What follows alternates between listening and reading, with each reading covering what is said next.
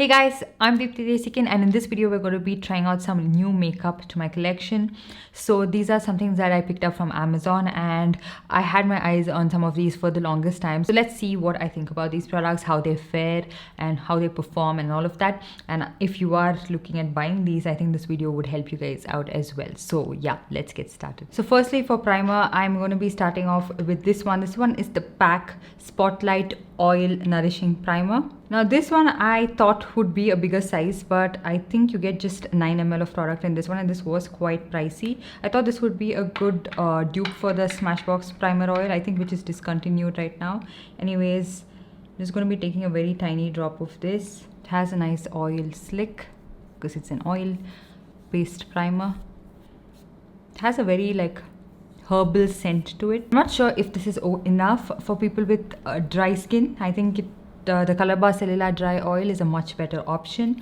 Anyways, and then we'll be trying out this one. This is the Color Chemistry Foundation. It's said to have a luminous natural finish, and I got this one in the shade Linseed, I think, and it says MW04. I was not very sure what my shade is, and on Amazon this was the only shade I think that was closest to my skin tone, and the other one was maybe too dark. I'm not sure. The shade Cocoa. So this is how it looks like.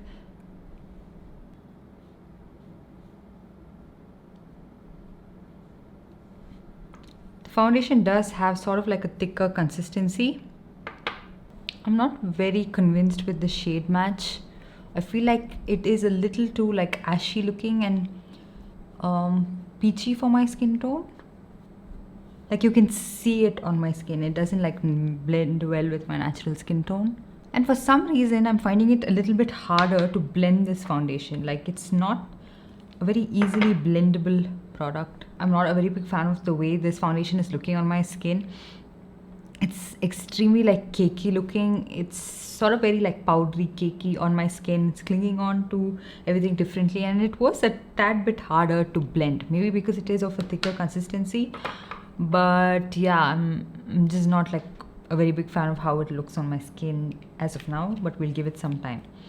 And so I'm just going to spritz some makeup fixing spray just to see if that helps anything out. So I got this one. This is the Instant Fixation Prep and Prime Mist from PAC.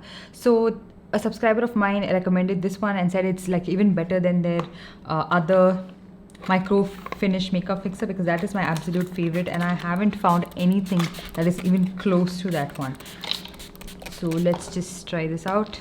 This smell is so nostalgic. It's reminding me of something else, some other mist.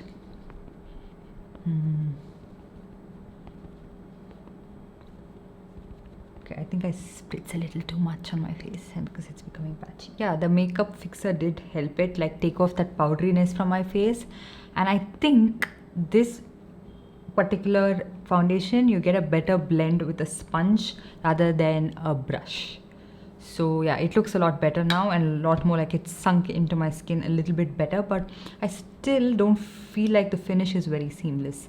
Anyways, for concealer, I got this one. This one is the Maybelline Instant Age Rewind Dark Circle Eraser Concealer. Now, I know a lot of you guys will be like, this is not new because you have tried this before. Yes, I do. I have this one in the shade Honey Medium Caramel. Caramel, I like the consistency of it. It's very easy to blend, but the shade is a little bit too dark for me. For some reason, medium and honey, all of those shades do not blend on my skin. I literally feel like it's cement underneath my eyes. So I'm not sure if there's a reformulation or anything, but I wanted to try the shade Butterscotch just to see if this works well for my skin tone.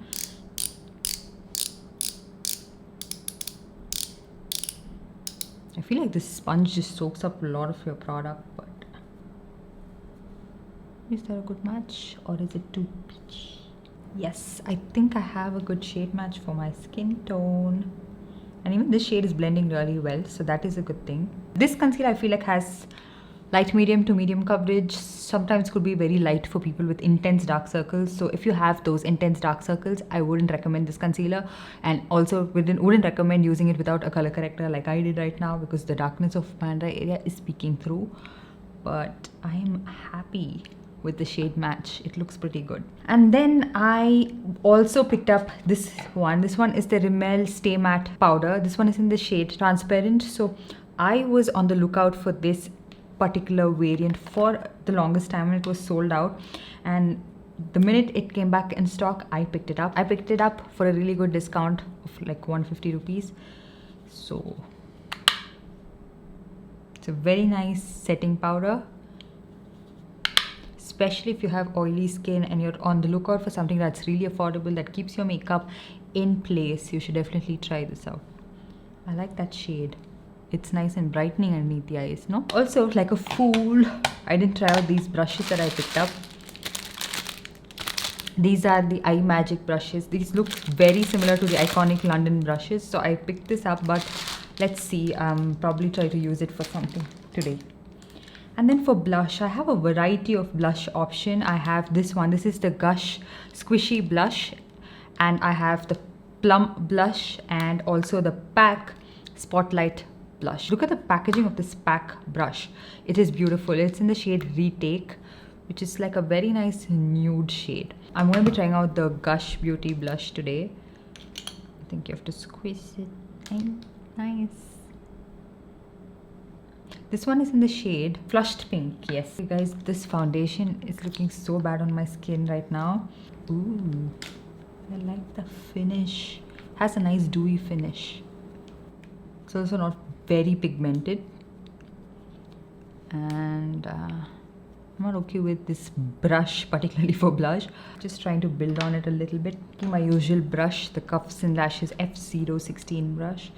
This is the one that works perfectly for cream blushes, and you can see I'm just like talking to you guys and just doing it all casually, but still job is done. I like it. I like this. It's not extremely dewy, but it has a little bit of that wet finish, and it has good color payoff. It's not too pigmented, but it's also not like not showing up at all. And probably you can try out another shade if you are of a deeper skin tone than I am. Has like the most natural finish, like a naturally flushed color, like nice flushed pink. It's very natural looking on the skin.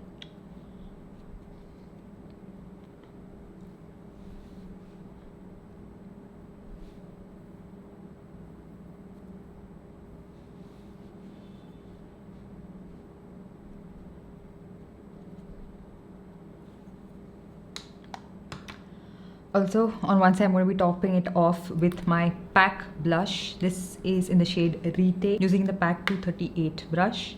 But I did apply it on top of another blush, but it's a nice matte finish. It's not too dry, and I think I would like the shade. So it's a nice, natural looking shade. On this side, I'm going to be using the Plum blush, and this is in the shade One in a Melon. This is also a beautiful blush, but it does have sort of like a sheen in the pan, like a subtle satin finish, but it's not something that is like glittery looking on the skin. It looks nice and seamless on the skin. So nice job. Yeah, I like it. I like the shade as well. It's a beautiful color, especially like for the summer months and the warmer months. You would really like this shade. And it's not clinging on to anything on my face. It's not like drying or anything. I'm not sure if I talked about this already, but for bronzer, I have the Rimmel Natural Bronzer, and this one is in the shade Sundown, which I feel is a tad bit too warm for my skin tone, but we shall see. Ooh, very dark, very dark. I don't know, these brushes like are the iconic London brushes like this too? Like they don't have any kind of like proper purpose. I feel like they're kind of rigid and don't get the job done that easily. I don't like brushes where I have to sit and drag it across my face. The shape of these brushes make it that way, like where you have to sit and like drag it. Maybe it would work for cream contour a lot better, but yeah, this bronzer is super dark for my skin tone, and like I kind of got that to blend, but kind of looks a little bit stark, but the formulation of it is really good. And if you are of a deeper skin tone and you're looking for a bronzer shade that can show up on your skin, I think you should definitely look into this one. And then for highlighter, I picked this one up. This is the Sugar Own the Light liquid highlight, and I got this one in the shade Babe Blaze, which was described like a champagne gold shade, and it comes in a really nice packaging, as you guys can see. Oh, it does look very metallic. So a little bit goes a long way.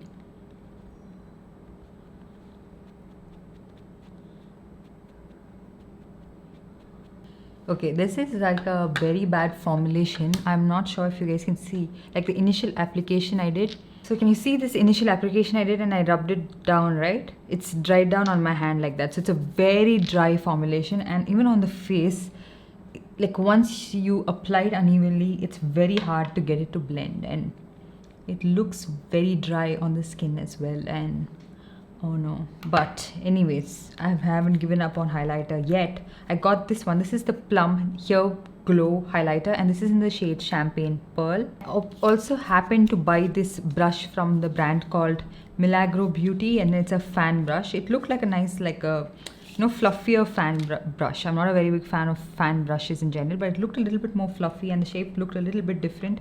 So that's the reason I picked it up, but it just looks like any other fan brush actually. So